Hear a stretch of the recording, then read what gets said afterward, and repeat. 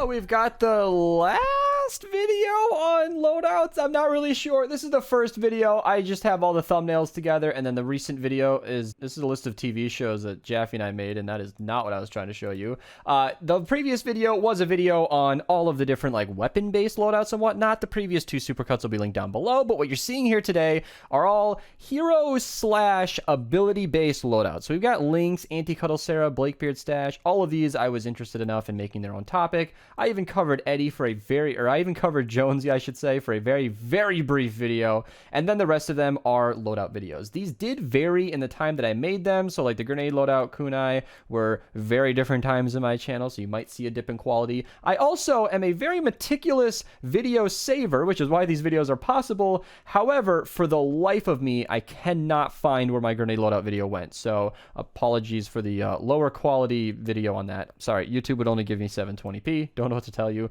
And yeah, the reason I wanted to make these videos is because I mentioned in the previous two, but I'll say it here, that heroes are currently going under revision. And I always sort of intended to make a video on all the different, you know, ability loadouts, but I couldn't do that because they're, well, updating every single hero. Since I don't know what's going to change in the future, I figured, screw it, I'll just immortalize these into one big video that you can enjoy now. So, as I'm recording this, Lynx is finally back in the shop, right next to Fall in Love Ranger Jonsee. If you want to know a little bit more about Fall in Love Ranger Jonsee, I'm actually going to link my Anti-Cuddle Sarah loadout because, you know, he was a part of that, somewhat interesting, and he's also just great for energy in general, but not exactly what everybody's talking about. Lynx Cassandra is back in the game. Everybody's favorite cat hero in the game. So Lynx is kind of an easy topic. I'm going to try to make this video short, and I'm just going to give you a few suggestions because the video title, and I haven't titled it yet, is basically around the idea of what is Lynx good for, and that's not hard to explain. She increases your damage by 140% during hover. So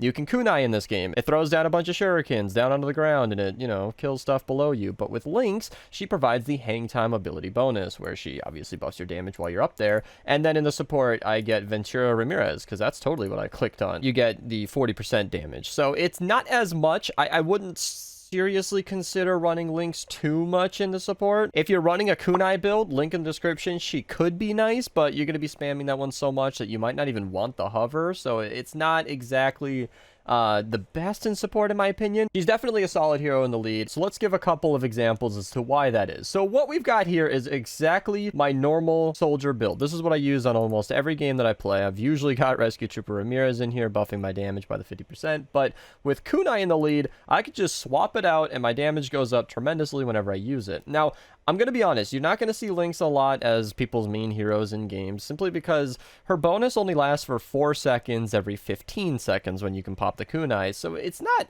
really going to be always active, but it's mostly usable against miss monsters, mini bosses, and smashers. I didn't get any smasher or mini boss gameplay in this video, but it's not really important because you can tell that it's just going to do a ton of damage. It's going to melt the smasher. Like whenever you see a smasher, that's basically what I save kunai for. And I don't use her a ton in the lead because of that. Like whenever you're not shooting a smasher or actively in kunai, it's kind of a dead commander perk. So unless you're using kunai, you're not really doing any extra damage. And that's where a couple of these other loadouts come into play. So this is my Storm King loadout. I'll link that in the description below because it's a huge, like, what Lynx is best for. And I'm only going to touch on that to say that, like, when you pop that kunai ability, crystals and the rest of the Storm King becomes very, very easy. Way more on that in that video below. But with the Happy Holidays loadout, you can actually reduce your cooldown to about 9 seconds per kunai. And when you factor in the fact that you're up there for 4 seconds, you're really essentially waiting for 5 seconds between kunai, which is pretty good. Happy Holidays makes this a very spammable loadout.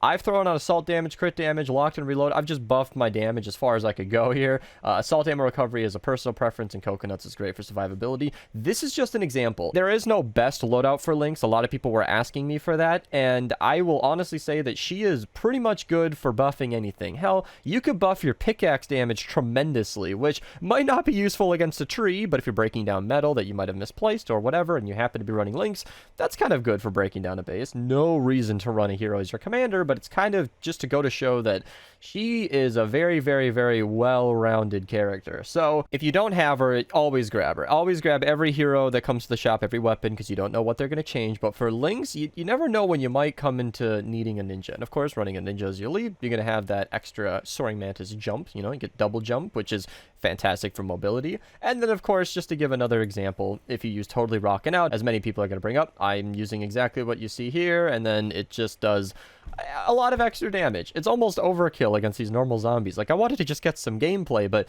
I don't think this is necessary. These zombies didn't deserve this. I mean, if you're going against a smasher or a mini-boss, I totally understand it. Pop into the air, eat a wafer, and enjoy your, at that point, like 2 seconds of mega damage. That might be kind of not worth it, and I totally understand why that wouldn't be worth it, but it's definitely something that you can do just to show how strong Lynx can be. So if you don't have Lynx, try her out. She's a very old hero at this point, tried and true, one of the very first heroes that I really enjoyed when the hero rework came, just because that 140% damage bonus, I mean, damage doesn't stack the way you'd think. Some other bonuses get in the way and they don't stack as well as they should. So effectively, that works out to be double damage more often than not, but still, amazing damage. And the fact that you can just summon it at any time, like, it's not like activating Totally Rockin' Out where you need to get a certain amount of kills or get a fumbled football or heavy attack elimination. I don't have to eat a sub wafer to summon this. I just need to click a button, jump in the air, and for 4 short seconds, it doesn't last that long, you are doing crazy extra damage, which, like I said in the Storm King, is a perfect opportunity. However, in a normal mission,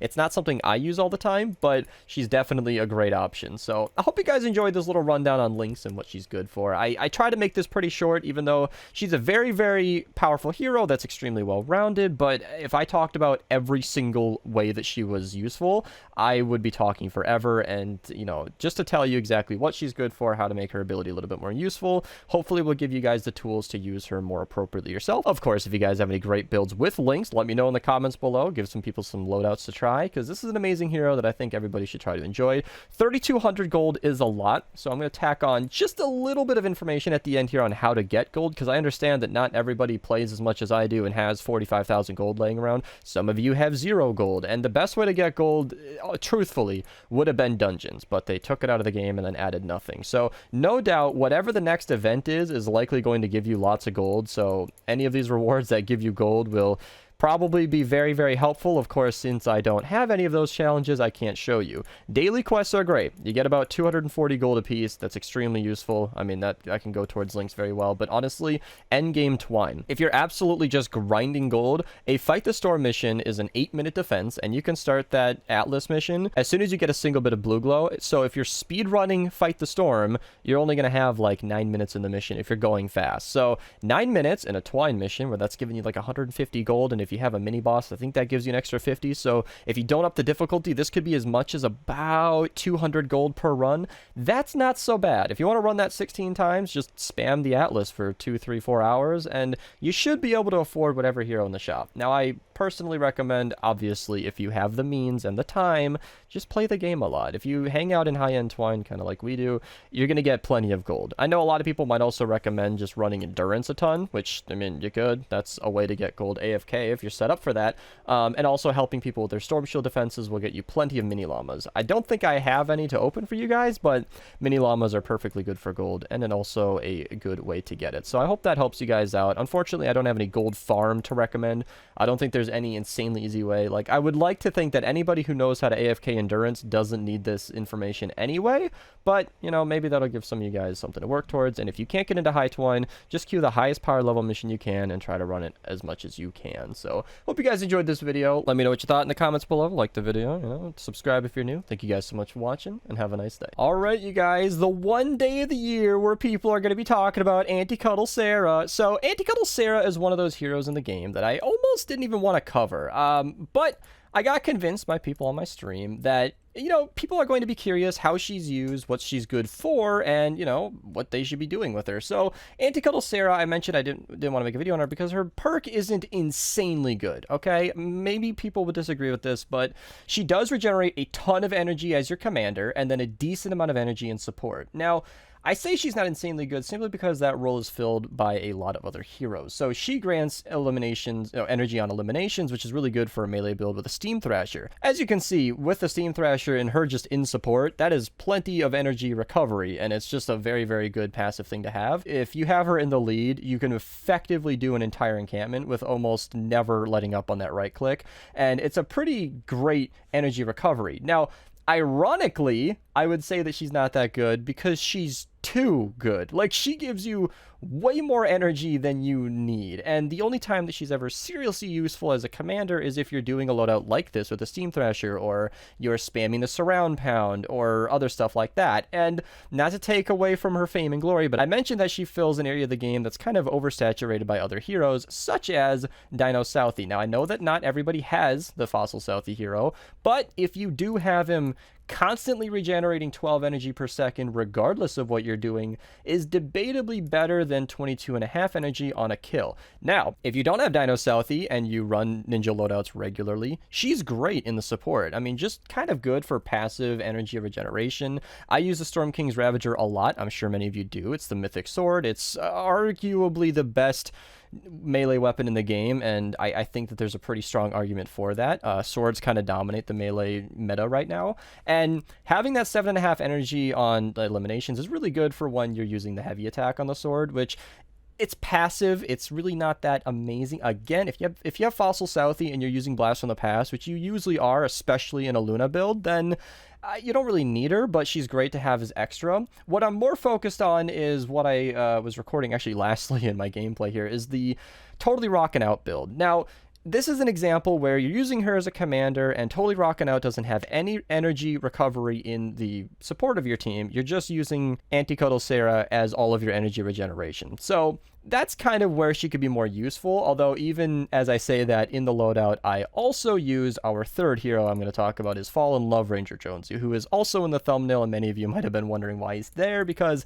he is effectively, I mean, her other side. I mean, you got a male and female version of like the opposite of the, you know, lovey Valentine's heroes, and he does almost the same exact kind of thing. He generates energy over time, and as it stands, he's been bugged since release, and frankly I hope they don't fix it, but he actually provides 6 energy every second for 3 seconds, which is literally exactly what his commander perk does, and that's very powerful. And I threw him in the support of my Totally Rockin' Out build because I kind of just wanted to focus on energy today, and that's kind of where I'm going to draw the conclusion that Fallen Love Ranger Jonsee is a great option just to have in the support. I think he's better overall because any elimination restores energy. Last time I tested this does work with traps as well. This might change in the future, but in a lot of my Happy Holidays loadouts, I use Fallen Love Ranger Jonsee just because, you know, he just gives you passive energy recovery, and a lot of those obviously Happy Holiday loadouts aren't using Blast from the Past, so Fossil Southie's not an option, so it's kind of a great substitute. And she's not very much use because you're not really using melee weapons in those builds. So if you're using a melee loadout, then this is kind of what it's going to look like. I have 3 of them to show you. This is like my bog standard basic loadout. I'll link my best ninja loadout in the description below. I'll also link all of my best ninjas, where I covered Anti-Cuddle Sarah long ago, and many other options for great ninja options. This is bog standard because Paleo Luna just gives you a massive buff with Blast from the Past, Sorian Focus for energy, as we've talked about a lot today, Hide. Coconuts just keeps you alive in the action, buffs your damage, Anatomy Lessons, and Fumble. Fumble can kind of be anything. There's a lot of substitutes here, such as Anti-Cuddle Sarah, where you could just put her in to just recover more energy if need be. As I said, Southie is probably going to cover that niche perfectly fine, but if you wanted to use her in the lead for absolute maximum energy recovery, I don't know if this is it. Frankly, 12 energy every second might be better than, you know, 22.5 on a kill, as I mentioned earlier, but if you want to just get absolutely overkill energy recharge, I don't think that there was really a moment where I wasn't at 100 using this build, unless I was just spamming the scythe into thin air, killing nothing. This is ridiculous. This is almost just an example of an extreme. There's really not too much more you could do with this, but it's worth showing you guys if you want to just have as much energy recovery as possible with a melee build. And then of course, this is what I was talking about earlier with my Totally Rockin' Out build, where you just kind of get really good passive and immediate energy recovery upon kills. And then of course, you do get pretty much all of your damage from Totally Rockin' Out. I mentioned in the stream while I was recording this even that like I would never ever use this build conventionally. I'm simply using this as an example because, as I mentioned, like I am killing stuff very good here, although I do have a pretty stacked team, even though this is a 144 player.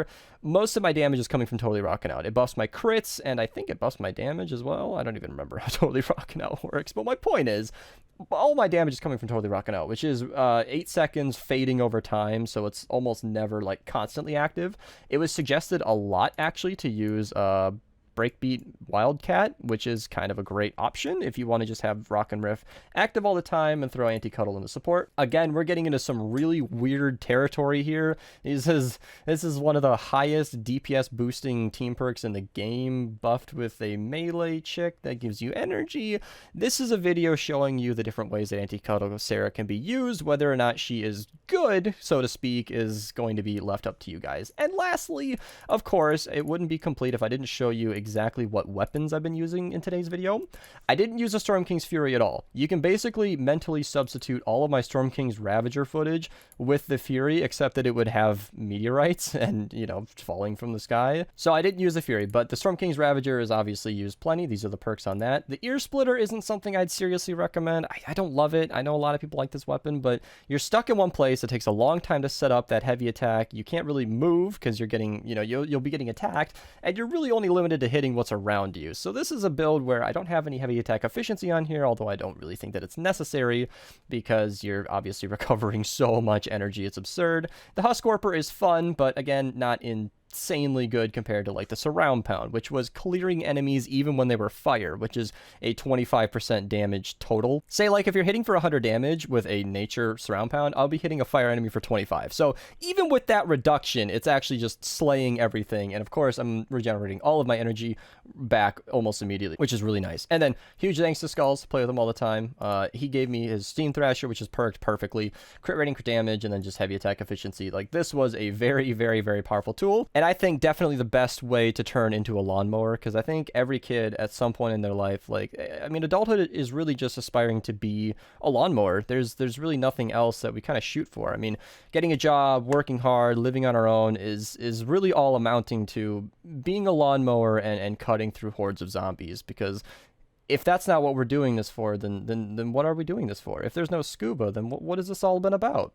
So that's it for the video, you guys. I don't really have too much to say on Anti-Cuddle Sarah. She is, as I said right off the bat, a very nice tool to have in the shed. Definitely not something I'd recommend in the lead unless you're doing something energy efficient, because that's literally exactly what she's useful for. As for a conventional ninja build, as long as you have Southie, he's kind of what you should be prioritizing, but Anti-Cuddle can be a great substitute / additive bonus to just get more energy passively. So definitely a good hero to have. If you don't have her, I highly recommend grabbing her. If you don't have any other kind of energy recovery, or you just want to add her to your collection, put her in the book, you can totally do that. Thank you guys so much for watching. Hit subscribe if you're new, like the video if you enjoyed it, comment what you guys thought below. Hope you guys have a nice day, and thanks for watching. Blakebeard the Blackhearted returns today, and I'm uploading this video a little before he comes back out to talk about what he's good for and what he brings to the game, because he's not just a hero that buffs cannonball damage, which is way more powerful than you might imagine. He actually brings a team perk to the game that is really, really fun to mess with, and that is Blakebeard Stash. Many of you guys might have seen this before, but to recap, eliminations have a 5% chance to uncover one of his little treasure chests, and if you search them, you'll get peg legs, coconuts, and cannonball grenades. So to talk about what this build is actually good for, I would recommend using this as an entire loadout in and of itself. Obviously, it's a team perk, but what I mean is replace all of your weapons, don't use any ranged weapons. You now have a peg leg, a coconut, and cannonball grenades. It is not a coincidence that you have 3 hotbar slots for all of these items, because they have covered everything. You got close ranged, high damage from the peg legs. They have basically a regular crit build on it. Even though they don't have perks, they have that 30-odd% chance to crit, and they do a ton of damage when they do. You've got cannonballs, which get buffed by Blakebeard, which do extra damage to the enemies, and of course, give you that range damage and group damage that you might be needing in a fight, and the coconuts to keep you alive. As for the loadout that you want to use for this, that can vary wildly. There are a couple of ways to do it right off the bat. You can put him in the lead, and as you can see, he buffs the cannonball damage by now 40% instead of 20%, and it converts Rosie to fire 25 cannonballs instead of the 125 bullets. It does a lot of damage, and he converts them into cannonballs, which I do believe explode and makes them very, very effective. And of course, if you wanted to use him in the lead, that is something you would definitely want to be making use of, because otherwise there's no real reason to use him in the lead. And it's important to talk about all of the different pirate heroes. So I'm going to kind of skim over Swash and Buckle. I'm going to link my Corsair video in the description below. These two are really Jack's Revenge and Corsair heroes on their own. You can totally use them in the support here. You can see that I don't. Going Coconuts is a little bit redundant though, because either of these would basically be dead perks, because I'm not really suggesting you use swords or pistols in this, especially since the peg legs are actually classed as clubs. So you don't really need either of these. However, you do need a third pirate hero to activate this team perk, and I don't believe hybrid counts. He's technically classed as a stowaway. In fact, I'm not even sure if I have him in here. Upon checking, I can confirm that I do have hybrid, and because he's, you know, in the lore of this game, technically a stowaway on their ship, he's not actually a pirate, so he won't buff this, which is okay. I mean, his extra, you know, length on affliction damage isn't really going to be helping you much here at all, so I'm not really too worried about that. For this loadout, I actually went for a more general approach. Because you need 3 heroes to buff your ability here, I went for a ninja. You don't need to use Dimmak Mari. There are tons of options in this game. You can do whatever you want. You could do a normal soldier loadout and then just have Blakebeard stash as your support. You can do whatever you want. But what I like to do is I like to use Dimmak Mari because her abilities are awesome. She has Smoke Bomb and a huge Smoke Bomb cooldown, so you can spam these a lot. I don't use this a ton in the gameplay because I really want to show off the team perk. However, that will get you a lot of progress in the normal mission. Throwing stars don't really need much bonus. That's why they're so good. They just give you nice range damage that's completely free. Cannonballs are pretty rare from these Blakebeard stashes, so you're going to want to use something to give you some range damage. And then Dragon Slash is, in my opinion, probably one of the strongest hero abilities in the entire game, and certainly probably the strongest ninja ability. Obviously, there are things to say like Lynx's Kunai, but that's her Kunai, not all Kunai in general. Dragon Slash is very, very versatile and gives you a ton of damage. That's why I actually went for Wings of the Dragon and Tail of the Dragon. You can totally go for Endless Smoke, which gives you a much bigger smoke bomb, and of course, you can also go for Alchemist Sarah, who gives you medicinal fumes. However, you do have coconuts, and you are going to get a ton of them from these Blakebeard stashes. They are not scarce, so healing shouldn't be a problem. And of course, don't forget the coconuts do give you a 16% bonus damage. I don't think you need him in support to get that 16% damage bonus from the coconuts. However, if he doesn't give you that damage bonus from coconuts, then that totally gives us a reason to keep him in this team perk. Editing Beast coming in way later to say, yeah, apparently you actually do need him in the support to get that 16% bonus. I'm surprised. I never really knew this or thought about it, but I suppose this isn't a loadout I use often, so there you go. You do need Go and Coconuts to actually get a 16% bonus, so you can definitely use him to avoid a dead perk. Now, to talk about Blakebeard again, cannonballs are not just limited to those, you know, purple rarity cannonballs that you get from his stashes. There are certain weapons in the game that seem to buff this damage. I'm going to start with the broadside because it's kind of the bad news. From what I could tell, it didn't increase the damage at all. I didn't try to attack an enemy the second time around because the first time I tried to get any damage out of this thing, I couldn't actually see any numbers. And in this screen here and in game, I couldn't actually see any difference in the DPS. And I trust that because it changed for the weapons that it did change. Now, the two that I was focused on are the two from the main set. So first and foremost, Steamroller, I can't see any difference. I can see the 75,000 DPS. And if I go to somebody who doesn't have a Vast Mateys, let's see, Lynx Cassandra. Nothing here should be, well, faster explosion. So this is a shotgun loadout. Nothing here should be buffing pistol damage whatsoever. It's still 75,000. However, if I check the Bowler, which is 95,000, and the Cannonade, which is 283,000, when I go back to a Vast Mateys here, you can see I don't have any faster explosions. I don't have the launcher damage bonus. I only have a Vast Mateys and everything else in this build, which mostly buffs Dragon Slash and whatnot. You can see that the DPS actually goes up by about 20%. If you consider that I have damage perks on these launchers, it's not exactly 20%, but 106,000 is 10,000 extra DPS with purple perks. And then the Cannonade, being a much higher DPS weapon, gets a much bigger boost. It's about 27,000 extra DPS. Again, that's to the base damage. It stacks separately from the 90% damage buff I have here, so it's not going to be as much, but it is something, and it totally does more. I did get some in-game footage, so you can see that it definitely does more damage when you have him in the support, and that is a really, really nice thing to have. If you're going to be using this as your primary, you can totally use him to buff it. And that's especially fun because I did make a video recently on an awesome loadout for rocket launchers to more than triple your magazine size, so if you want to use the Cannonade for that build, then, you know, link to that video in the description below. You can check out that video down there, and of course, you should be throwing him on the support if you're using the Cannonade. Now, there are other weapons that this may affect, like the Jabberwocky, but I figure since the DPS does display on screen, if you're interested in using that weapon, you are more than welcome to check yourself. You can totally get them from the event shop, and that'll be a great thing to do. So, all around, this is a really good build to go for. I did want to mention, sort of as an afterthought, I should have brought this up earlier, that there are other ways to mold this. For example, if you want to increase your club damage by 50%, put her in the support. That used to be a really good loadout for dungeons. I'm not certain if that's going to be the greatest nowadays. There are a lot of great builds. Link to the description below of 5 awesome loadouts that I've shown recently that do not include this one, and you could totally try this out if you want. But yeah, increasing that club damage by the most might be your best bang for your buck if you really wanted to get the most out of this stash, but it's not really a really high level team perk. That's why I was using it in a lower level mission here. This isn't something you should be bringing to the 140 zones. We got destroyed the first time we ever tried to use this in those zones, and it's just a tough way to go. So you might want to keep this to the lower level zones. I did use this in like a storm shield defense, like that one time. I very rarely help people with storm shields, but if you are doing a storm shield, you can save on a ton of ammo by just using this team perk instead. And I do want to mention something as well. Now, as I said, this is very malleable. I'm going to let you guys figure out a lot here, but another good way to run this is to not ignore the heroes I mentioned earlier. You could take the Swashbuckles Keelhaul and the Buccaneer Jonesy, put her in the lead, and then Buccaneer maybe replacing Swab the deck or something, or just put it in the support somewhere in here. Use Blakebeard stash and the Corsair and the Jack's Revenge, and just have a whole loadout full of pirates. And that could be a really, really fun way to go.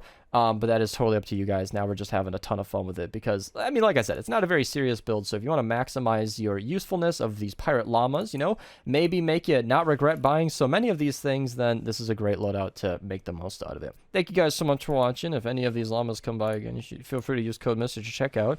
Let me know what you think in the comments below. Any suggestions for future videos I should cover. Thank you guys so much for watching, and have a nice day. Do you want to kick back and not have to do anything? Maybe text a friend, or I don't know, watch my stream without having to actually play the game, but also somehow be eliminating enemies and doing work? Then the Swamp Knight build is perfect for you. Just don't take it to a zone that's actually difficult, because you'll get completely destroyed and your friends will hate you. So the Swamp Knight loadout. I am very late to this party, and he is not a new hero, but dungeons have recently returned, and I wanted to break it up from my normal best perks videos and talk about Swamp Knight, because I get asked about him a decent amount, and I don't feel like everybody actually knows really what's going on with this guy, or some people just want to know whether or not he's actually good. So let's explain this paragraph of text that is explaining what Swamp Knight does. So it increases your damage versus your miss monsters, you know, the big purple guys, by 42% based on the percentage of your missing health. If I understand these kind of perks correctly, it's basically a 0% damage increase when you have maximum health, and then it goes up to 42%.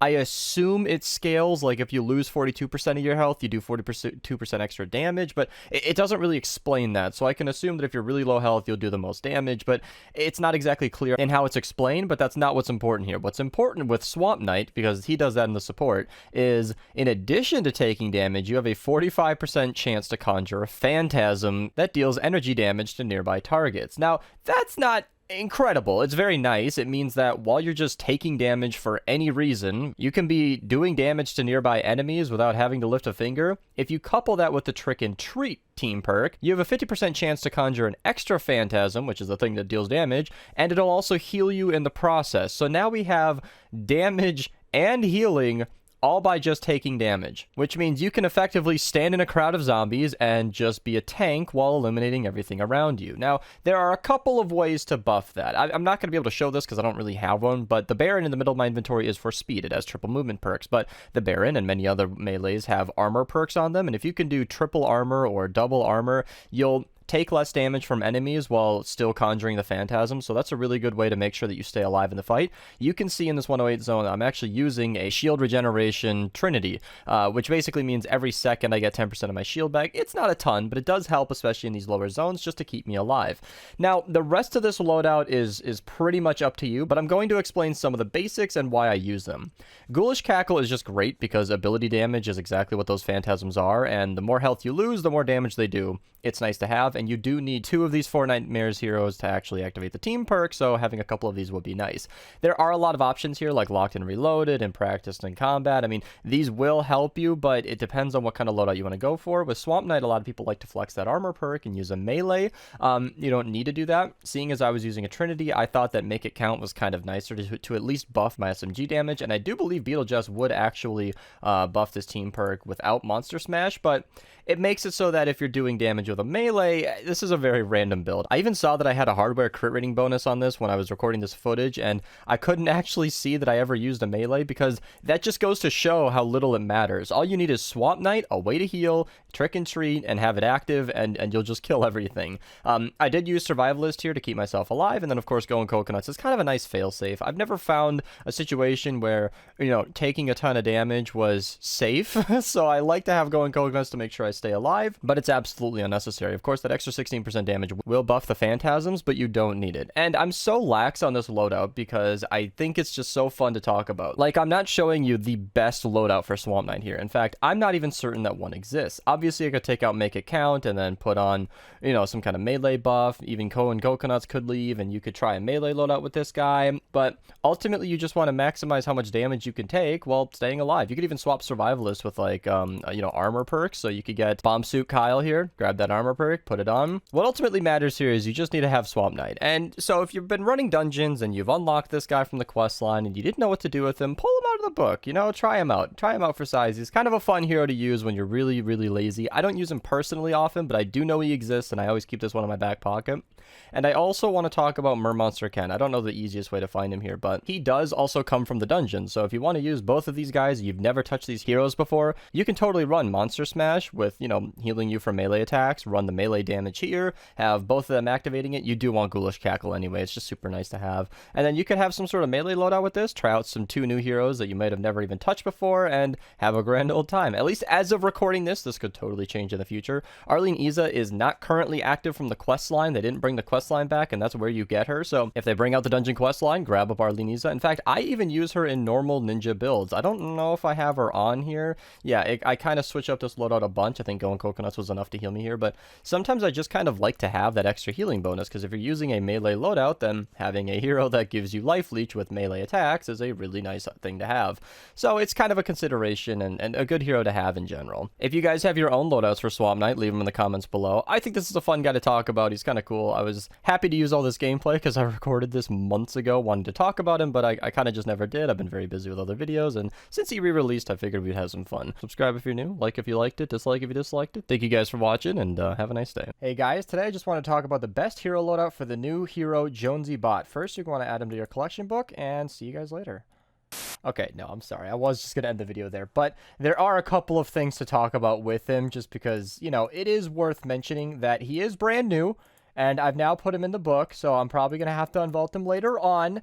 The roadmap has confirmed that there is a new weapon set coming out. I think it's called the Heavy Metal Weapon Set, and it told us to watch our health. So if these weapons have anything relating to removing your HP upon firing it, that's going to be brutal, and I'd be surprised if they somehow find a way to balance that, but in the book he stays for now. Alright, so today we've got a bit of an easier loadout. Can I get a drum roll, please? Ta-da! It's grenades. Yeah, no, it's that loadout I've been talking about in my videos for like a week now. So this is my favorite loadout for never ever having to shoot. So I recorded a ton of gameplay forever ago in a Stonewood V-Buck mission, because I thought this would be the perfect loadout to use when I didn't want to have to actually shoot my gun. And that's exactly what this loadout is. So getting into what exactly is going on here, I'll start with the commander and then talk about the rest of the support. Before I get into that, though, I do want to mention that if I'm not mistaken, every single one of the support heroes are every single hero that actually impacts grenades in this game. If I'm missing any, just let me know, but as far as I'm aware, that's all of them. So to have every single hero that impacts grenades on one team is kind of awesome. So I'm really, really happy with this loadout. But I use Battlehound Jonesy right off the bat because he's just, in my opinion, required. Any of these guys could probably be the lead and be good there, but Rucksack Plus allows you to up the maximum amount of frag charges you can hold by 4, which basically means you can have 7 grenades and be running around throwing them all the time. And that is essential to me because the amount of grenades you have is everything. Your entire loadout is based around using the grenades. And it's about a 25-second cooldown on the frag grenade charges. So the more that you have, the more that you can slowly space out, the better, and the more continuous overall damage you can do. Because if you're stuck in that position where you've got 15 seconds left on your charge and all 7 are used, you can't really do anything but Shockwave, or else you're going to have to start shooting, which is, of course, what we're trying to avoid altogether. But, you know, nevertheless, Team Perk is an easy singular decision. Keep Out is, like, the only thing that makes sense here, because it specifically affects grenades, and it leaves an energized area dealing 12 base damage for 6 seconds, and its radius is whatever. You can read that right there. So, effectively speaking, your grenades now have a lingering effect of doing damage while they're gone. So, In tighter alleyways, I've done this where I'll throw a grenade right in the middle, and then everything that walks through it for the next 6 seconds just gets killed. And that's awesome. Obviously, you want Master Grenadier for the increased grenade radius. And then we have Undercover Vaughn from the... What set is he from? From the Shadow Ops heroes, buffing your frag grenade damage by 36%. I would honestly say, well, two things. First off, he might be the most important one to have in your support squad because the 36% extra damage is kind of huge. But also that he is probably the most likely candidate for your commander slot because 106% damage on your frags is pretty good. Doing double damage is really, really good. But if you're using this loadout to avoid shooting or just you're kind of screwing around, I would say that you're probably going to be one-shotting the zombies anyway, so you would never want to be using this loadout in a serious mission where you're actually trying.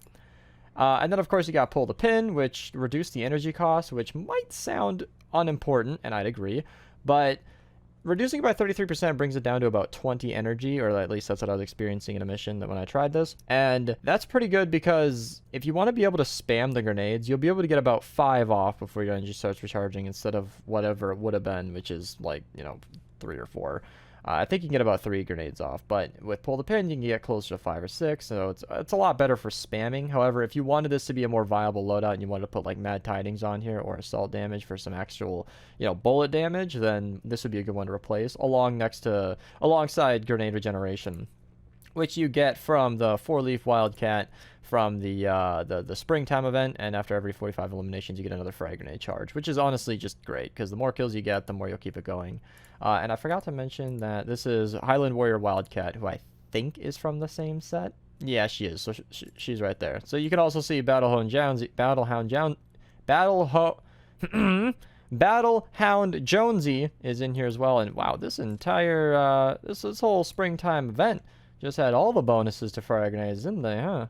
And then, last but not least, is Cluster Bombs, which is, in my opinion, one of the more important perks to have on here. And that's from Demolisher Jonesy. I don't have any idea where this guy came from. He might be base game or something. Nope, he's a holiday guy. And that's about it. So, really, really easy loadout. Definitely one of my most coveted loadouts. I have this as one of my permanent loadouts. How many times can I use loadouts in a unique way?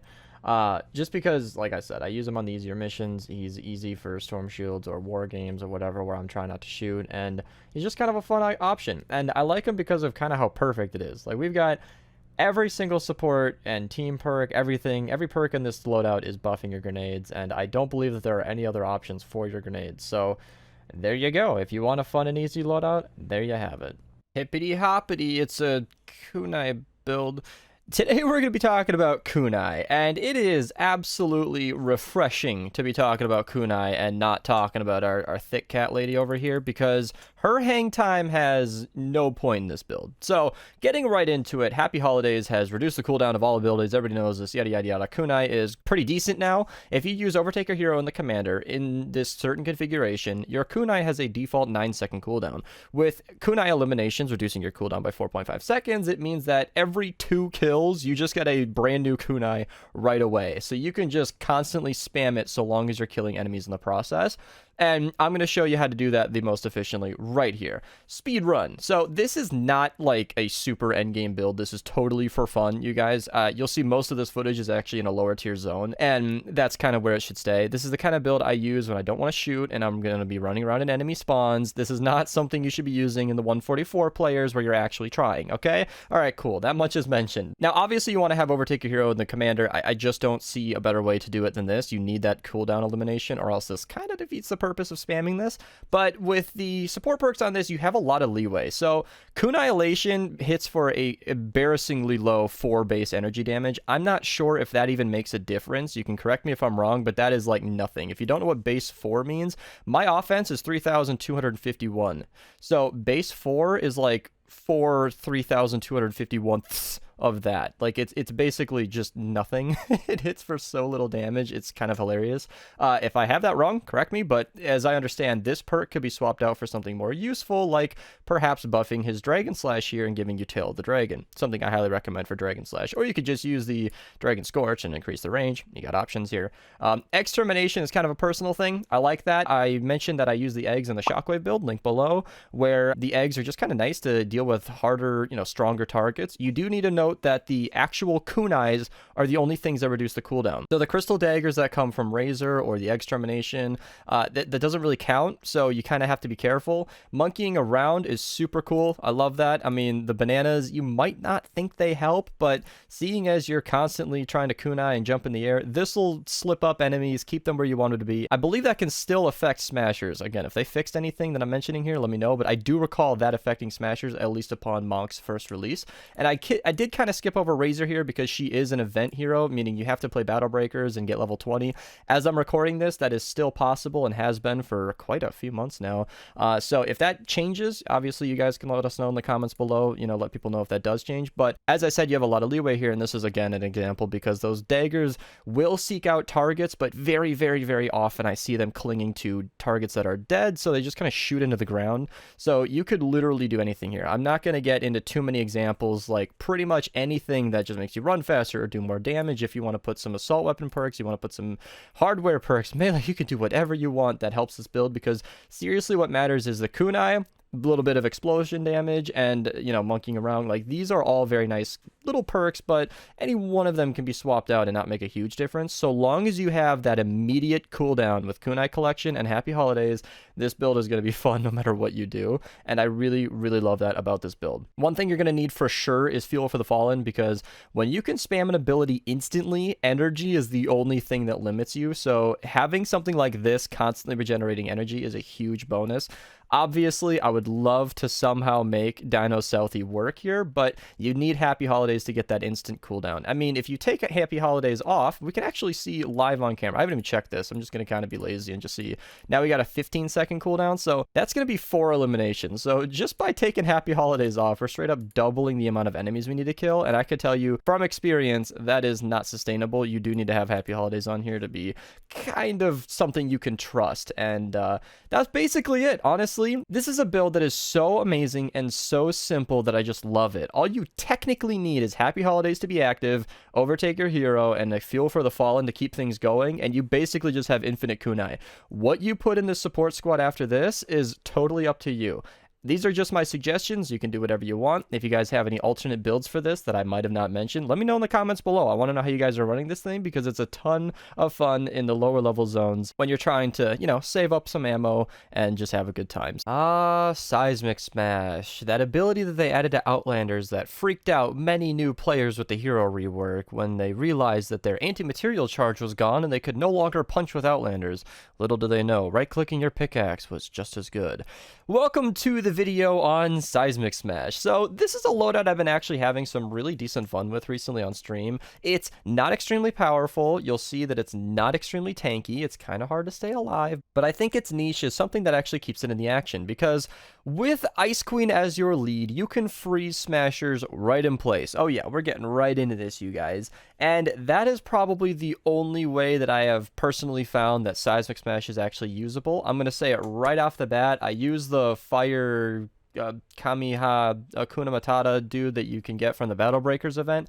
I don't know if that'll be available forever, so if you're in the future, you might not be able to get him, but even if you can't get him, he's not exactly useful for 2 reasons. One, he can't freeze a smasher, which is a huge part of this build. Not just smashers, but mist monsters or anything that's shooting at you, obviously. If you can freeze them in place and do more damage to them while they're frozen, that is super, super useful. And his stun kind of sends stuff everywhere. It's kind of hard to work with. It's not really that big of a deal. And then, of course, the other reason that he's useless is because if you're freezing enemies in place, you don't exactly need to be stunning them. It's a dead perk. I don't know if the impact is that big of a deal, but again, you're stunning enemies that are frozen, so like you're kind of doing the same thing twice. So I did use him in a build while I was on stream, and it just did nothing. So I don't actually have a legendary variant of Vanguard Southie, and you better believe I'm not about to spend I'm not about to spend legendary flux on this. But he is something that's quite nice to reduce the cooldown, because it's very, very important to have that cooldown reduction. I mean, obviously you want to get off as many of these as possible.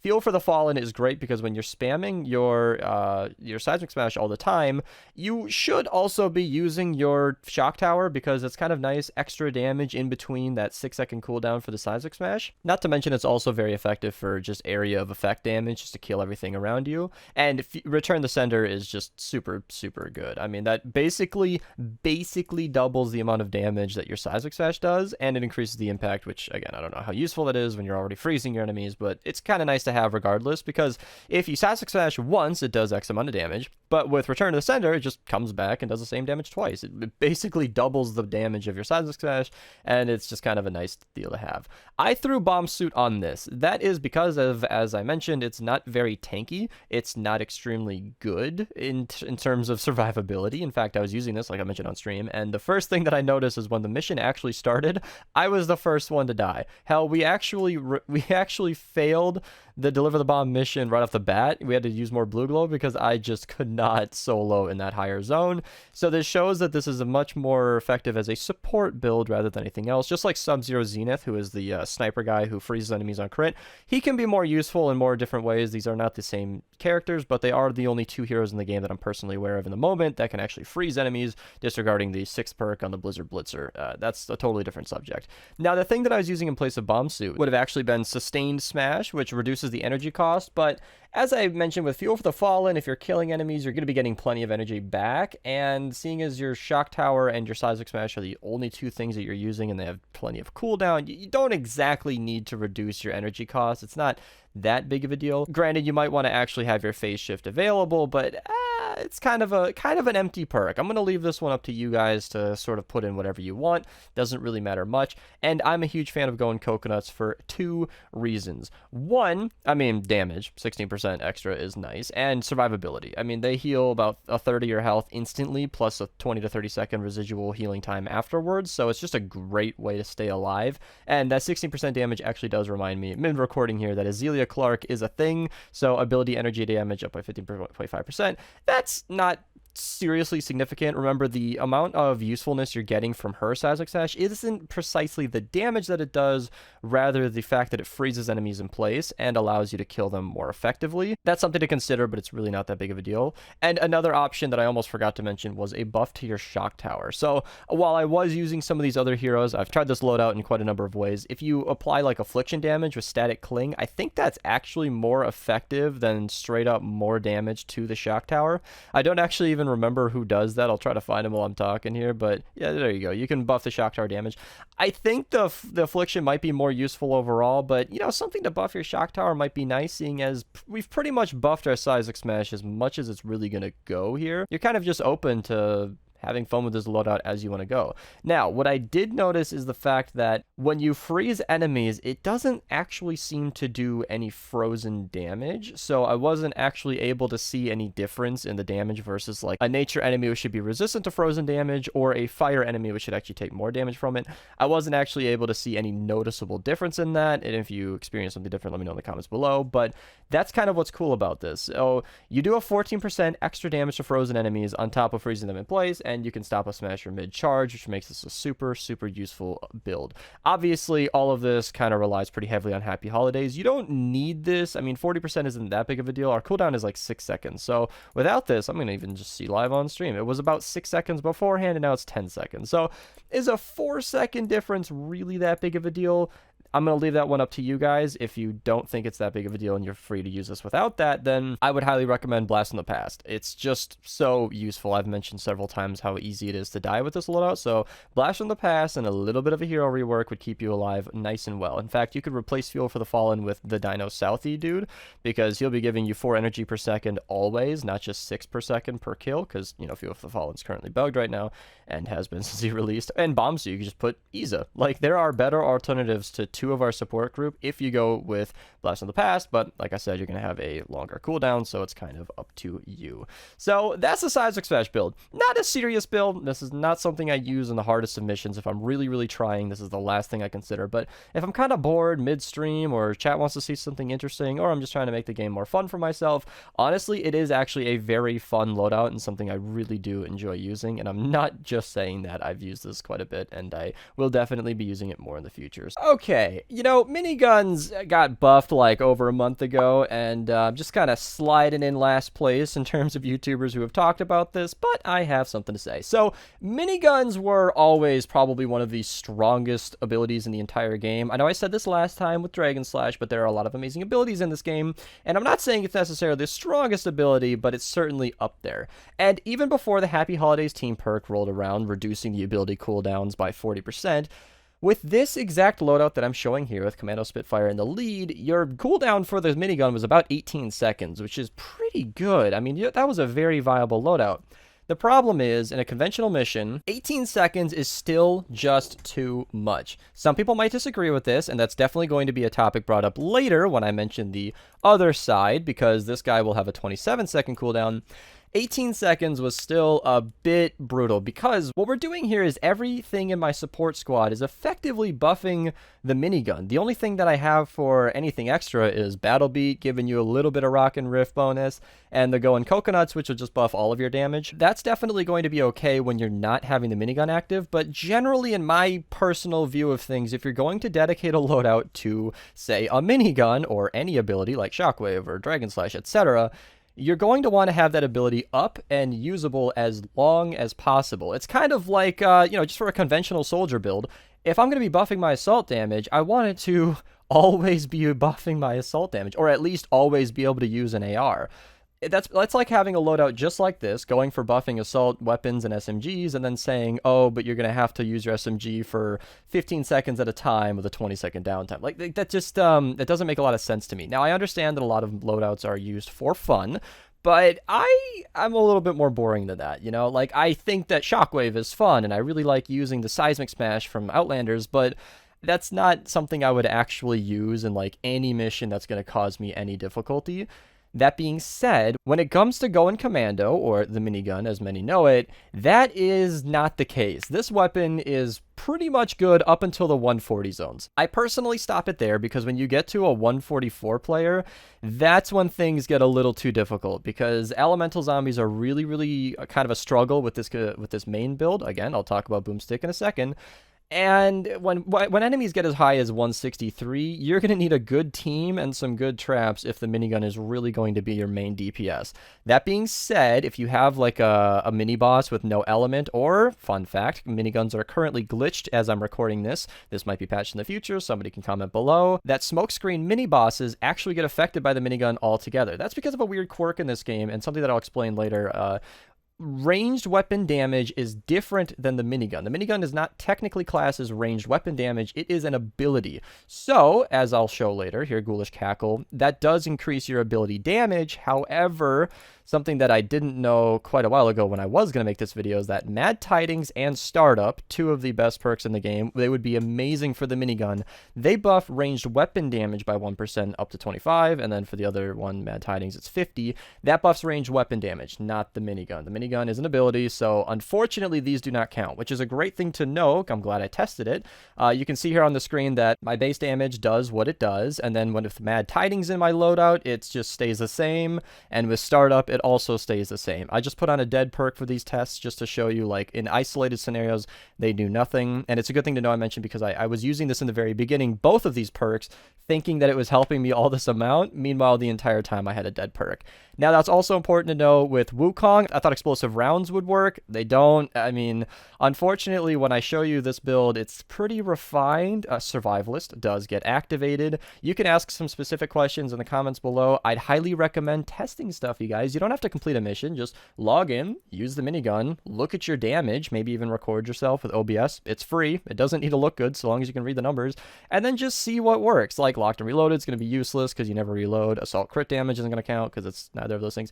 I'll stop that there. But Battle Beat does actually activate, because Battle Beat is activated from traps even. So even just setting up the main traps for your mission, a bunch of gas traps or broadsides, whatever it is that you use, getting those kills will have Battle Beat active. And that's one of the reasons that I go for this, because it's almost never active. When you're just running around killing stuff generally, 10 enemies in 9 seconds, by the time you've killed 10 enemies, usually the crowd of zombies you're shooting is probably dead already. So it's kind of pointless, but when you're actually defending, your traps will be killing stuff, and this will be active most of the time. And that's extremely useful when it comes to killing the mini boss, because like I said, if you're using this responsibly, you're probably in a zone where you and your team members are going to be able to handle this anyway. So you're not going to be crutching too heavily on the minigun. So I'll admit that the Battle Beat perk isn't even necessary. So 6 minutes into the video, we're finally going to be talking about what these perks actually do. It's pretty self-explanatory, seeing as Commando Spitfire gives you the decreased cooldown by 66%. That stacks differently with Happy Holidays. It applies afterwards, because, you know, 106% cooldown would bring you down to like -6%, and that's kind of impossible, so it's not going to make a difference. I will say that the Soldier cooldown reduction does apply to this. So if you use Happy Holidays and Commando Spitfire in conjunction, it's about a 5.5-second cooldown, I do believe. This is actually accurate when you look at the stats here. So it is a 20.4-second cooldown. So it's about 5.5 seconds, because it lasts 10 seconds, which takes 10 seconds off your cooldown, and then you're basically good to go in about 5 seconds, which, as I mentioned, 18 seconds is too much in a conventional mission, but when you're playing, like, for real, 5 seconds is pretty much good enough. In fact, one of the things that I was considering when I was talking to people about this build is maybe swapping out Battle Beat or something for something that buffs Shockwave. So I'm not going to go too much into this Shockwave conversation, because it's kind of like a preference thing, but I know that there's somebody in here, like Short Fuse decreases it, somebody in here buffs the damage. No, one of these buffs the damage. I'll find him or not, it doesn't matter. If you can buff the Shockwave damage or something like that, that'll give you just a little bit of extra DPS while you're waiting for your minigun to come back, because you can just slam on the ground and kill something. I find that to be a very useful ability, and you'll have plenty of energy, because, I mean, you're going to spend a bunch of time in your minigun anyway. Obviously, Thick Birthday Lady is for Ain't Done Yet. I think that there's somebody else as a replacement for this, but I don't know what it is, and she was only in the game for like a week that one time and hasn't come back. So this is who we're looking for. What's the name of him? Sergeant Jonsee. He's a pretty common one. I do believe he's base game. I'm going to check while I'm talking here. That 5-second reduction is pretty obvious. He is base game, so you can recruit him right here for that amount if that's worth it to you. I would say if you're really trying to make this work, then that is kind of worth it, because you want to get your minigun as refined as possible, but that's going to vary from person to person. And then First Cup of the Day is kind of great. I don't know what the base crit chance on the minigun is, but I do know that it does have a crit chance, and it does crit somewhat often while you're shooting. And he ups it by a crit rating of 10, which is not significant, I'll be completely frank. But the crit damage by 100% kind of is. That's a lot of extra damage. He's just kind of good to have. It's not that big of a deal, but if you're, again, just trying to buff your minigun, he's a great one. Now, who's not a great one is one that I know is going to come up, and he might not be, I don't even know where he is. He's the guy with a Snowin' Commando. Great pun, Epic. That is like a 5% extra damage. It's like barely anything at all. 19 base water damage is not a lot. It is kind of fun because it giggles while you shoot it and explodes snowballs and water damage. It's fun. It's kind of cool. If you're going into a fire mission, maybe that's worth it to you, but not something I'd personally recommend. However, in a video about miniguns, I'd be silly not to bring it up. And then lastly is some form of healing, because you're stuck in your minigun. For 15 seconds, you will be able to do nothing but shoot a very powerful weapon. Unfortunately, sometimes that's just not enough, because, well, you're going to get hit by a lot. So going coconuts is probably my recommended, because coconuts last 30 seconds. So if you just eat a coconut before you start firing, I don't know if the 16% damage applies to the minigun. It doesn't really matter, because my other recommendation here is Survivalist, which only heals after kills and is very passive and very slow. However, if you pop a coconut before every minigun, it's kind of like a mini Warcry if that damage kicks in, and you'll be healing for a lot the entire time that you're in the minigun, and I think that's a safer way to do it. In fact, I'd recommend eating this even if you've taken no damage, because, you know, if you take damage in 5 or 10 seconds, you're not going to have any recourse to save yourself. I kind of skipped over Boomstick, because the 25% damage is just great. I mean, have him, obviously. And that last perk is kind of for anybody. Something fun you could try if you don't have any of these heroes and you're just trying to fill in the gaps is actually Fleet. 12.5% might not seem like a lot, but you are very slow while you're using that minigun, and this is kind of a great all-around perk if you have none of what was mentioned before. Now, finally, we're at that part of the video where I'm going to talk about the alternative build.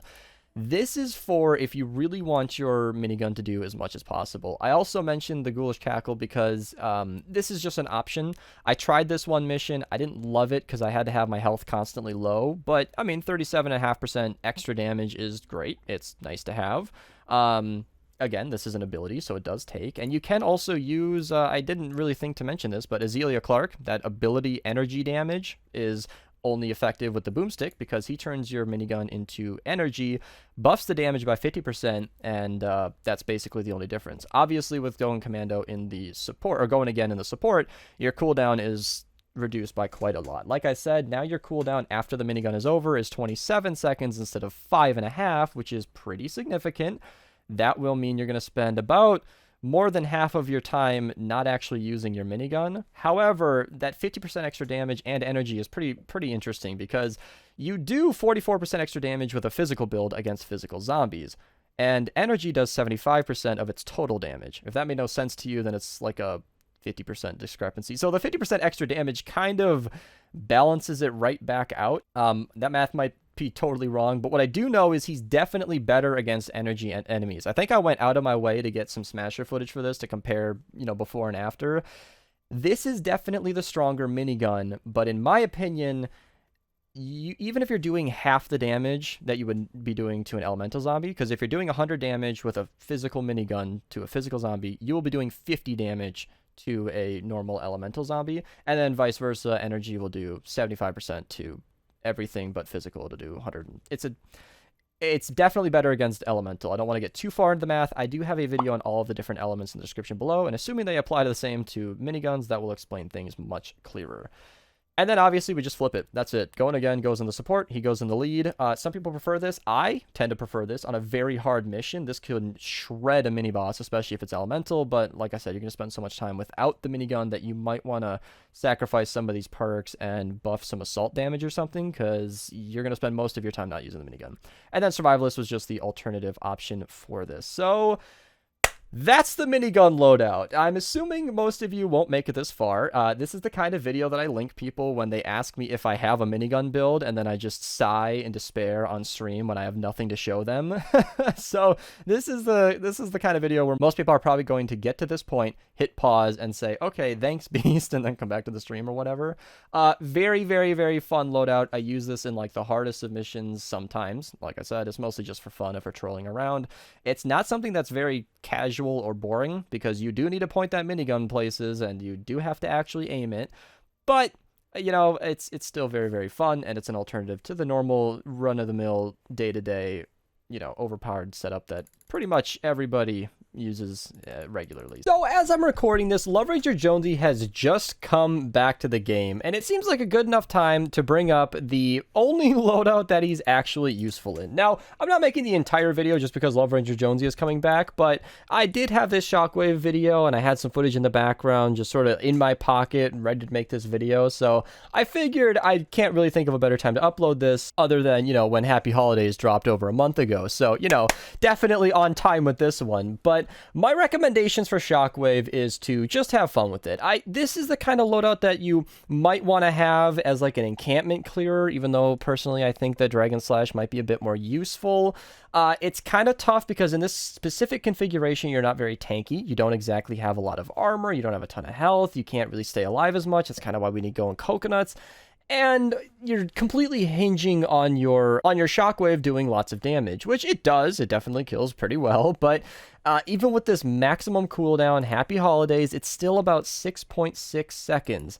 That's a lot of time. Imagine you're using a rocket launcher that has the same AoE, area of effect damage as a Shockwave, but you have a 6.6 second reload. Even though the cooldown is 40% reduced and you have short fuse, so if your shield depletes, you get a Shockwave right back, that is still a very dangerous game to play because you have a lot of time between shots, and that short fuse is, again, it's dangerous because you don't want your shield to be constantly depleted, because that is a one-way trip. Once your shield is gone, you better get to safety, because if it doesn't come back, you're gonna die, and that's kind of why we have to have the going glowing coconuts in there, which is also good because it buffs your damage by 16%. Now, the alternative here would be Azalea Clark because she buffs your ability energy damage by 15.5%, which is about 0.5% less than coconuts, and the glowing coconuts does affect your ability energy damage, so, or ability damage in general, rather, and it also heals you for 20 to 30 seconds. This is in most of my loadouts. I highly recommend it. Now, I would usually, in a Happy Holidays loadout, recommend Fallen Love Ranger Jonsee. Kind of funny to have both of these guys, you know, doppelgangers or opposites on one team. But you're not really using enough Shockwave to need that much energy regeneration, so I'm not totally sure that that's even necessary. So that's kind of a give or take and just sort of an alternate, sort of like explosive entrance. Now, not to skip too far ahead, let's get into the actual heroes that we use and why we use them. Now, I use Shock Trooper Renegade in the lead, and I think that's kind of the obvious choice because you really want to reduce that cooldown as much as possible. I know with the recent history, Fallen Love Ranger is honestly another contender. I'm not even gonna like just say it because it's recent. I mean, having that radius increase is huge, and that is a massive buff, but your cooldown is gonna go away. And even with him in the lead and Happy Holidays, which is the maximum cooldown you can get, there's no way to shorten this any further that I'm aware of. If something new comes to the game, then this video is going to change, and I want the comments to update me down below. But with him in the lead, you get about that 6.6 per second. That 6.6 second cooldown that I showed. Happy Holidays obviously is necessary for all of this. It's kind of the crux of why this build is even viable. I believe without Happy Holidays, it used to be like a 20-second cooldown between Shockwave. It just wasn't viable. And even with 6.6 seconds, it's kind of iffy at best. Short fuse, obviously, so if your shield breaks, you get it right back immediately. Keeps you in the action. Power impact increases the radius. All of these are good things. And the energy cost is, again, kind of iffy. 33% is pretty significant because I believe the Shockwave is quite expensive. Without it, it's 20. I think it becomes 30 energy if it's not. 30 energy is kind of a lot. 6.6 seconds is not enough time to restore 30 energy as far as I'm aware. And if you're using it as fast as you can, it's kind of going to go away. Especially if you're using your grenades in between, you're going to run out of energy. So the energy cost is something I have found to be somewhat useful. And the explosive entrance is kind of that alternate that I was talking about. You don't need the 3 egg bombs. Most enemies are going to be dead within the first Shockwave hit. But if you're using it against something like a Mist Monster or, God forbid, a mini boss or something, then that extra egg bomb damage can be nice. Maybe fatties or whatever, you know, whatever. Explosive is just an extra amount of damage to go out, maximizing your Shockwave potential. Again, all of our, oh God, I'm so sorry for this.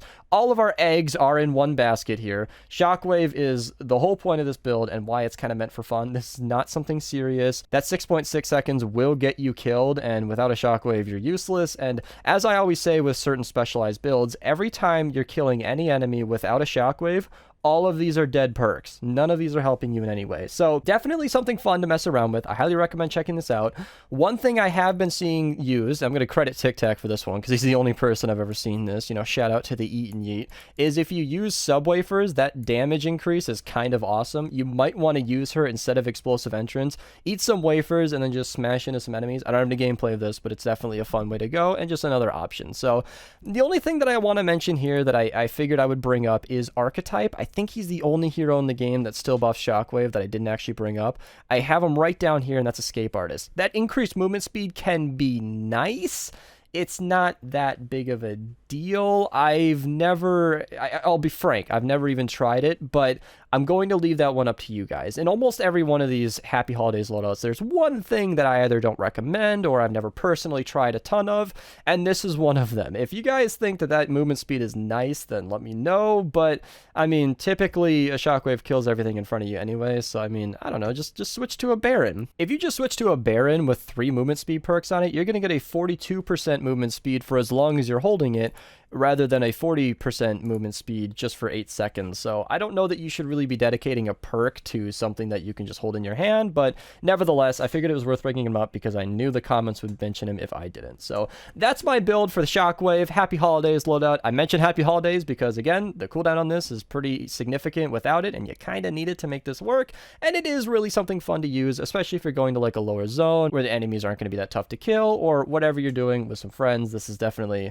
a fun way to play. So, Dragon Slash got a massive buff recently, and being the super on-time YouTuber that I am, I'm covering it about a month later. So, recently as I'm recording this, the Happy Holidays perk has come by with the Jilly hero, who I can maybe scroll over while I'm talking here, and it reduces the ability cooldowns by 40%, requiring 3 heroes with 2 or more stars, which is a pretty low threshold. I mean, you don't have to evolve them very far at all, and you only need 3 of them, and that's a very, very incredible buff, because with one team perk, it has just gone ahead and reduced the ability cooldown for every single ability in the entire game. So there are many abilities like Dragon Slash, which in my opinion is one of the strongest abilities in the entire game, and definitely, again, in my opinion, the strongest ability of all of the ninjas. Now, there are some loose exceptions, like for, you know, in the specific situation with Lynx, maybe her specific Kunai might be the most powerful ability, but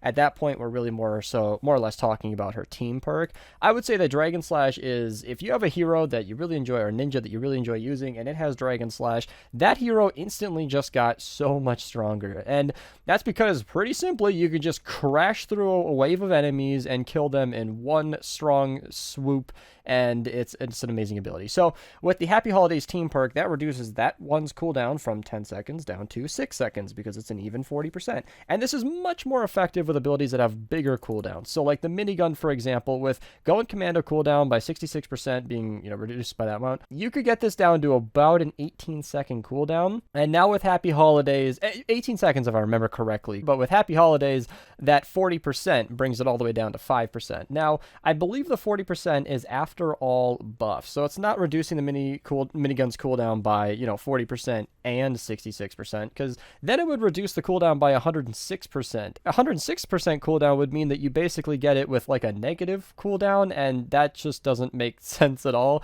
So it applies afterwards, and with the minigun, this makes it an extremely viable loadout. That's going to be another video though. Today we're talking about Dragon Slash, because I don't know, it's just a good starting point. And in the footage that I'm showing here, this was in the ninja cooldowns are reduced modifier, which at this point really only takes about a second off the Dragon Slash. And I'm showing this because this is like optimal Dragon Slash ability. Now, when it comes to Dragon Slash and getting it active, you really only have about 2 choices. Dragon Scorch, which is one of the strongest ones, and I believe the only hero in the entire game that actually makes the Dragon Slash any stronger. He increases the damage by 25%, increases the width to 2 tiles, which also scales upwards. I don't think I got any good footage of this. Maybe one clip that I can remember where I slashed along the side of a wall and it actually killed a guy on top of me. And this goes up and down, so you actually have a huge amount of area. I encourage you to test around in your own games and try to slash some enemies that you don't even think you could hit, because I think you'll be impressed with how huge this distance is. This is extremely effective for takers, or if a flinger throws something in the air, you might actually be able to hit those targets even if you don't realize it. And then, of course, it increases the range to 3 tiles, and that's up from 2 tiles, which doesn't sound like that big of a deal, but trust me, when it comes to the real world, a whole tile extra distance is pretty huge, especially considering that distance gets buffed with Tail of the Dragon, and this is basically your other contender for the lead. I think she's obviously the far more adorable pick, and certainly something most of us would prefer to be using in our lead. Her abilities aren't quite as great, seeing as she has the Dragon Slash, obviously, and she has the Throwing Stars, which is great because Throwing Stars gives you extra range, but that Crescent Kick isn't exactly helping anybody. So in my opinion, having used Snuggle Specialist, because coincidentally, as I'm uploading this video, she has just come to the shop for the second time ever. I think she's in the event shop, my bad. There she is, right here. You can buy her as I'm recording this video, so if you're still watching this during the Frost Night of 2020 or /2019 event, then she's available, but I don't think that she's exactly going to be doing too much help in the lead, because even though her team perk as a commander does more damage, 64 base damage every 30 seconds is not that big of a deal. Slowing enemies down is hardly noticeable, and honestly, I don't think I got any good footage of this because I didn't record any of my gameplay today with her in the lead. It doesn't even seem to be working properly. That's just something I experienced. I observed that like enemies that were standing on top of the fire didn't display to be taking any damage. However, that could have been still damaging them but not showing anything. My point is 64 base damage is really not that powerful, and I think she's far more effective in the support because, as obviously, like I said, Dragon Scorch not only makes it do more damage, but it gives you longer range, which affects that Tail of the Dragon, and it gives you that huge area of effect. So I think Dragon Scorch is your best option in terms of using it as a lead. And the only other hero that I can imagine anybody would bring up, because there are only 3 heroes in the game that affect Dragon Slash, is Return of the Dragon. Now, making the energy cost for this, 75% is really only, I don't know when you'd ever need this. If you guys can show me a build that makes sense for that, I guess. It's not going to reduce the cooldown, just the energy. Note, with the shortest cooldown we can possibly get, we're still waiting like 4 or 5 seconds. So it's not that big of a deal. Now, it is a big deal to have her in the support, though. That 30% makes kind of a big difference, because if I'm not mistaken, I don't know if it updates this live. Yeah, I think it does. It's 35 energy. By default, I'm pretty sure the Dragon Slash costs about 50 energy, which is half of your energy, and makes it so that if you use your Dragon Slash, you'll only be able to use Throwing Stars or Smoke Bomb, whereas she brings it right down to 35 energy, which is, if you're constantly regenerating energy, if you're using Fuel for the Fallen, that is, you will be. You'll be able to use a Dragon Slash, pop a Smoke Bomb, and throw your Throwing Stars all kind of at once, which is something you'll be, obviously have been seeing me do a lot in this gameplay, and that's why all of my other support perks are basically buffing the Smoke Bomb. Throwing Stars, honestly, it's not that I forgot about them, I just don't think they need any buff, you guys. They throw pretty much dead accurate to where you're looking. They throw 3 stars, and there are a few heroes that'll give you 4 stars, or maybe, Fan of Stars if you use Shuriken. Like, there are a lot of Shuriken buffs in this game. Don't get me wrong. I just don't think Shurikens really need any help. And the Smoke Bombs with medicinal fumes allow you to heal yourself in the middle of battle. Now, this is a tough call. This is just a preference. This is not a best Dragon Slash build tutorial, but if you're buffing your Smoke Bombs, then I think Endless Smoke is definitely a contender, because that makes your radius on the Smoke Bomb quite a bit bigger. Like I said, though, if you do that, that's kind of our last chance for a healing perk here, and you're going to have to give something up for something to heal you, because when you're actively fighting encampments, which is usually what this build is for, you're out of things to heal you. Frankly, if you're really trying for it, I would probably just tank the medicinal fumes, and since you're already having a normal Smoke Bomb at this point, and you're only using this for healing, you might as well just go for like coconuts, or if you don't have coconuts, survivalist would be a good second place. Now, this isn't my opinion, you guys. I know a lot of people prefer survivalist just because it's nice and you don't have to hold the item, but coconuts buff your damage by 16%, which I haven't tested this. I'm pretty sure that might affect your Dragon Slash. Don't quote me on that. But even if it doesn't, it's still a far more superior healing method, because coconuts give you about 1/3 of your overall health, and it heals you over 30 seconds. And that healing rate over 30 seconds is still faster than Survivalist heals you. So Survivalist is nice for something passive, but if you're in the fight constantly attacking enemies, like I said, running encampments is usually when I personally pull out Dragon Scorch. You're going to want something like coconuts to keep you in the fight. Now, that's, again, all preference. And Fuel for the Fallen is something where, like I said, if you're using all of your abilities, it's surprisingly necessary. I always thought that Dragon Slash had enough cooldown in between slashes that you'd be able to, always use it and not be that big of a deal. But eliminating enemies, this is still bugged, and I love that. I think it's still bugged from my experience. So its commander perk is restores 18 energy over 3 seconds, which is 6 energy per second for 3 seconds. And that seems to be what he's been giving for a very long time. I'm not sure that they've ever patched it so his standard perk is active. If I'm mistaken, I'll correct it, but let me know in the comments below if this ever gets fixed. I hope it doesn't, you guys, because he is an extremely usable, nice-to-have hero with his commander perk. If they nerfed it so that it was 6 energy over 3 seconds, that's just not that good, and it would make me quite sad. Unfortunately, the only thing that's really comparable to that is Saurian Focus, and I mean, if you're thinking about it, you could probably trigger this. Again, if you're fighting encampments and you're taking lots of damage, you probably don't always have a ton of shield anyway. But so long as it's working as this is right here, I think Fuel for the Fallen is definitely the way to go. And super important if you're using your Smoke Bombs and your Shurikens constantly. Now, all of these are just recommendations. What I'm talking about here is how good Dragon Slash is now at the Happy Holidays. But ultimately, if you really wanted to just have like a fun all-around build, you could go like kind of one or two ways with my personal playstyle. You could either go anatomy lessons and maybe throw on Paleo Luna or corrosive strikes, or what's the other one, Assassin Sarah, and maybe make like a melee build. Any two of those. Legendary Blade is kind of good for sword damage. If there are any that I missed, trust me, they're all probably okay. What I'm really going for is something that actually heals, or something that actually buffs other weapons. So you could use, say, First Assault if you, whatever reason, wanted to use a Hydra on this or something like that. You could roll with Assault damage, buffing your damage, Assault crit damage. You might even want to roll Locked and Reloaded. Something like this to just buff ARs, because if you don't have something that buffs your ranged weapons or your melee weapons in a build like this, then, as I've been saying, you're pretty much locked to just encampments, or if you're just playing a lower level mission and you want to just slash through all the enemies. Personally, I prefer to keep this an all ability loadout, seeing as Happy Holidays affects all of your abilities. I know we're focusing on Dragon Slash here, but this is not that bad of a smoke bomb ability. That throwing stars comes back 40% faster as well. It's an extremely fun way to play and a really, really good loadout. So if you guys have any other recommendations for how you like to use Dragon Slash, what it's good for, is another hero that I didn't mention that I should bring up, let me know in the comments below. Before I head out of here, I am going to bring up one hero that I've heard a lot of, and that is the other one with a sword in its thing here, and that's the Fire of the Dragon. A lot of people seem to want to use him because of affliction duration. I have some harsh news.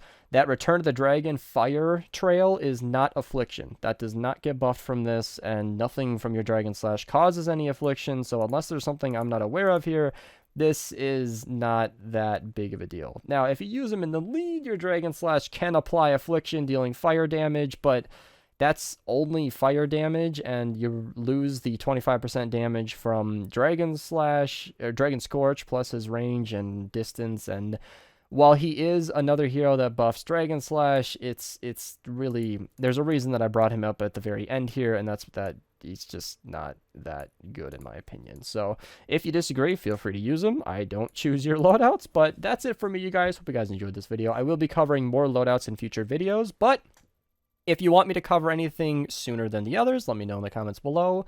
I would like to make the most interesting loadouts first and get you guys something cool to watch. So I hope you guys enjoyed. Subscribe if you're new. Thank you for watching, and have a good day, you guys.